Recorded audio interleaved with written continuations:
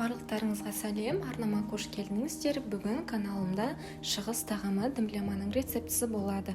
Бұл тағамның жасалу жолы өте оңай, тек қана көкөністерді кесіп қазанға салып пісірсеңіз ғана болды. Бұл тағам үшін ең бастысы балғын ет және қалауымызша барлық көкөністерді қосуға болады. Менде бұл қой еті, ал сіздер сиыр немесе жылқы, тауық етімен жасасаңыздар да дәмді болып шығады. Менімен бірге болыңыздар. Алдымен барлық ингредиенттерді видеода көрсетілгендей ірі көлемде турап шығамыз.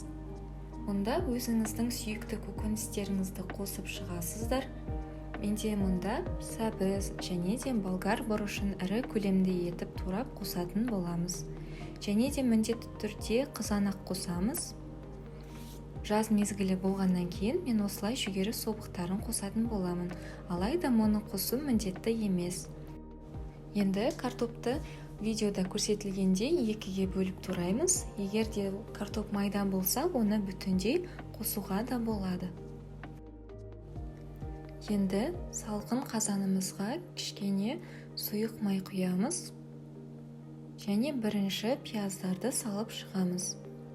Себебі кейін қазан қызған кезде пияздар еріп, өз суын шығарған кезде біздің тағам қазанға жабыспай, әдемі болып піседі, әрі етке дәм береді.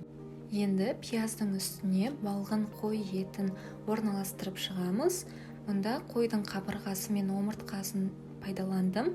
Егер сізде қой еті болмаса, оны басқа да етпен алмастырып пісіруге болады. Дәміне қарай тұз себеміз. Және де етке зира қосуға кеңес беремін, себебі ол етке ерекше дәм береді. Қалған пиязды да еттің үстіне сеуіп шығамыз да, кейін ірі туралған сәбіздерімізді орналастырамыз. Сәбіздің екі түрін қолдандым, сары және қызыл. Сәбіз ұзақ пісетін болғандықтан оны етпен бірге саламыз. Дәміне қарай тұз себеміз және де қызанақтарды салып шығамыз.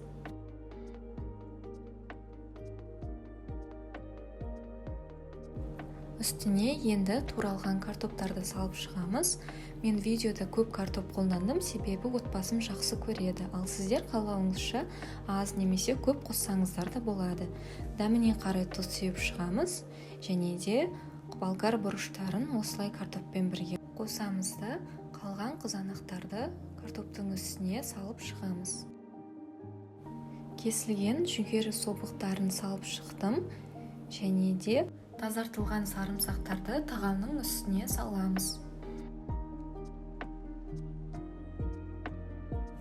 Дымлямаға қызыл түс беру үшін әрі дәмін шығару үшін осылай томат пастасына кішкене су құйып, араластырып, тағамға осылай кішкене құйып шығамыз.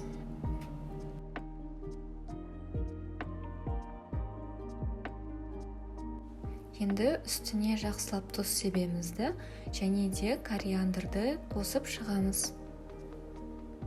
Тағамға аромат және дәм беру үшін кинза және де ащы бұрышты қостым. Енді қырыққабаттың сыртын осылай шешіп, бөлек алып қоямыз да, қалғанын турап қазанға осылай салып шығамыз.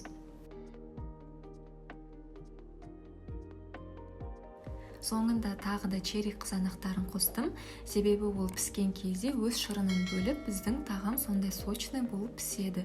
Енді қырыққабаттың сыртын осылай тағамның үстіне жауып шығамыз, ауа өтпейтіндей тығыздап жауып қоямыз.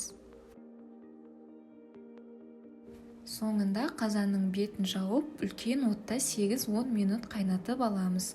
Кейін қайнағаннан кейін баяу отқа қойып, тағамда 45-50 минут пісіреміз. Енді бірнеше уақыттан кейін біздің дымляма тағамымыз пісті. Видеода көріп отырғандарыңыздай барлығы біркелкі әдемі болып піседі және өте дәмді болып шықты. Барлық көкөністер өз шырынына піседі. Егер де видео ұнаса, менің каналыма тіркеліп, лайк басып кетіңіздер. Әрі комментарийға өз ойларыңызды жаза отырыңыздар. Барлықтарыңызға ас болсын.